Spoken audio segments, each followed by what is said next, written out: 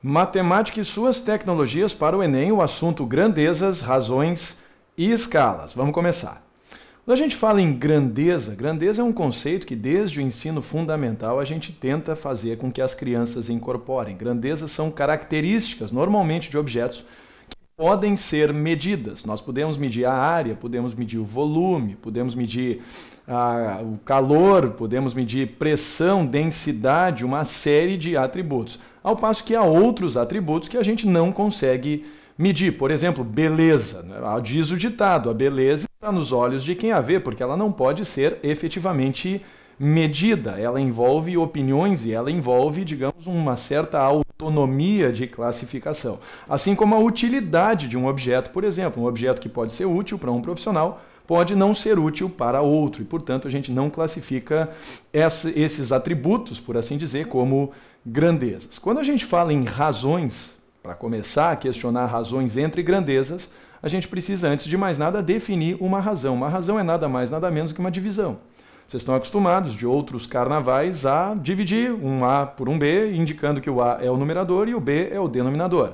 Em outras épocas, já ensinaram a todo mundo que terminou o ensino médio que A era o antecedente e B era o consequente, embora isso ultimamente tenha se usado bastante pouco. Quando a gente divide grandezas umas pelas outras, a gente pode dividir eventualmente grandezas de mesma natureza. Vou dar um exemplo. Vamos supor que vocês resolvam fazer uma pizza, preparar uma pizza para comemorar o ótimo desempenho no Enem. E vocês concluem que a pizza perfeita de sardinha leva 200 gramas de queijo mussarela para cada 50 gramas de sardinha, para ficar com o sabor, com o paladar equilibrado. Quando vocês dividem o 200 pelo 50, vocês observam que a unidade de medida, o grama, vai se cancelar, porque tem grama no numerador e tem grama no denominador. Quando vocês cancelarem, vocês chegarão à conclusão de que a razão 200 gramas por 50 gramas é igual a 4, o que significa que a pizza perfeita de mussarela com sardinha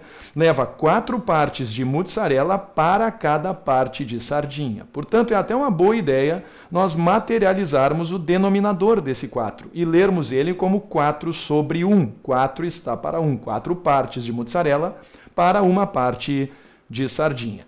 Da mesma forma, se nós chegarmos à conclusão científica, é claro, de que o café com leite perfeito leva 50 ml de café para cada 150 ml de leite, nós cancelaremos mililitros com mililitros e chegaremos à conclusão de que a razão entre café e leite é de 1/3, uma parte de café para 3 partes de leite. E aí não importa se é 1 litro, se é 1 mililitro, se é 1 centímetro cúbico ou 1 metro cúbico, não importa. Independente da unidade de medida, se for a mesma no numerador e no denominador, ela irá se anular, as unidades de medida irão se anular, tanto em cima quanto embaixo, e conduzirão vocês a uma razão simples, que pode ser interpretada como partes, uma parte versus 3 partes. Finalizando os exemplos de mesma natureza. Na academia, vamos supor que eventualmente vocês frequentam uma academia e o instrutor orientou vocês a realizarem um trabalho de preparação física em que a cada 90 segundos de treino vocês interrompem e descansam por 30 segundos. Então, 90 segundos de atividade por 30 segundos de descanso. Se vocês dividirem 90 segundos por 30 segundos, vocês concluirão que a razão é 3, o que significa que vocês estão realizando 3 partes de treino por uma parte de descanso. 3 está para 1 nessas condições. Nós também podemos assumir que tempo é uma grandeza na medida em que ela pode ser medida, assim como dinheiro é uma grandeza também, que eventualmente a gente pode levar em consideração. Quando as naturezas forem diferentes, porém, a gente tem que ficar muito ligado, porque as unidades não desaparecerão. Vamos supor que um móvel se desloque uma trajetória de 180 metros ao longo de 12 segundos. Os 180 com o 12 vocês vão conseguir simplificar, mas o metro e o segundo não. E evidentemente, ao interpretar metro por segundo como a razão residual entre as grandezas originais, vocês chegarão à conclusão de que isso é algo que pode ser usado para medir velocidade, distância sobre tempo, como vocês sabem de outros carnavais. Se vocês eventualmente chegarem à conclusão de que um determinado objeto repousa sobre uma superfície, exercendo sobre ela uma força de 28 newtons distribuída ao longo de 4 metros quadrados. Força sobre área é o que nós identificamos como pressão. O 28 e o 4 eu vou conseguir cancelar. Mas o N, o Newton, e o metro quadrado não, evidentemente. O que nos leva à conclusão de que 7 newtons por metro quadrado, ou 7 pascal, como vocês sabem da física, é o valor que representa a pressão que esse objeto exerce sobre a superfície em questão. E as unidades não se cancelam, muito importante. Vocês também podem chegar à conclusão de que um determinado objeto tem uma massa de 75 gramas distribuída em um volume de 15 centímetros cúbicos, e massa sobre volume é sinônimo de densidade. O 75 a gente consegue simplificar com o 15 e revela, portanto, 5, o que indica que a densidade desse objeto é de 5 gramas por centímetro cúbico, melhor dizendo. Vocês observem, como eu indiquei, que nesse caso e nos dois casos anteriores, as unidades de medida não se cancelam e, consequentemente, a partir da leitura entre da razão entre as unidades de medida, nós podemos eventualmente fazer a leitura de uma terceira grandeza que surge a partir da razão entre as medidas das duas grandezas originais. No contexto de escalas, vamos supor que vocês estejam diante de um mapa e que no cantinho do mapa esteja indicado 1 para 200 mil, 1 sobre 200 mil.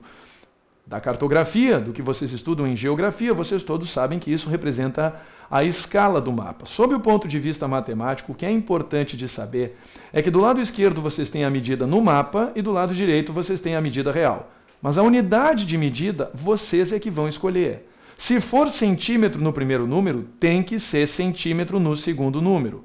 E, portanto, por exemplo, nesse caso, se vocês têm 1 centímetro no mapa, representando 200 mil centímetros na vida real, para saber de fato o que esses 200 mil centímetros representam, vocês vão ter que converter eventualmente de centímetro para metro, eliminando 2 zeros, e depois de metro para quilômetro, eliminando mais 3. E vão chegar à conclusão comigo de que 1 centímetro no mapa representa 2 quilômetros na vida real. Mas para isso tem que conferir a outra aula de unidades de medida, de conversão de unidades, que também está disponível no canal do matetc.tv. Se vocês usarem milímetro do lado esquerdo, pode ficar seguro que vai usar milímetro do lado direito também. E se usarem polegada do lado esquerdo, vai saber, de repente, tu te criou nos Estados Unidos, lá eles usam polegada, não usam centímetro, nem milímetro. Vai ficar 1 polegada versus 200 mil polegadas, ou seja, a unidade de medida linear que vocês usarem do lado esquerdo tem que ser a mesma unidade de medida linear que vocês usam do lado direito. E isso vale também quando vocês forem revelar uma escala. Se derem para vocês a medida no mapa e a medida na vida real, a escala só poderá ser revelada quando ambas as medidas forem reveladas a partir da mesma unidade. Não dividam quilômetro por centímetro, não dividam metro por milímetro. Por favor, primeiro convertam para depois, só depois, realizar a divisão sempre da medida no mapa versus a medida na vida real. E, finalmente, se vocês estiverem falando de escalas lineares, superficiais e volumétricas, aproveita para lembrar que numa escala linear A sobre B, 1 para 1000, 1 para 200 mil, 1 para 500 mil, não importa, quando for transportada para a escala superficial, ela será elevada ao quadrado, e quando for transportada para a escala volumétrica, será elevada ao cubo. Isso é muito importante de saber em problemas em que, por exemplo, ele diz que a aresta de um cubo, por exemplo, aumentou ou foi multiplicada por 3, digamos assim. Se a aresta do cubo foi multiplicada por 3, qualquer uma das suas superfícies será multiplicada por 3 ao quadrado, e qualquer um dos seus volumes, do todo ou das suas partes, será elevado ao cubo. Tudo que acontece com o comprimento acontece com a superfície ao quadrado e, posteriormente, com o volume elevado ao cubo. Isso é muito importante da gente revelar, não só no mundo das escalas, mas também no mundo das razões em geral. Era esse o recado de grandezas, razões e escalas. Eu espero que vocês tenham gostado e a gente se vê numa próxima oportunidade. Um grande abraço, tchau!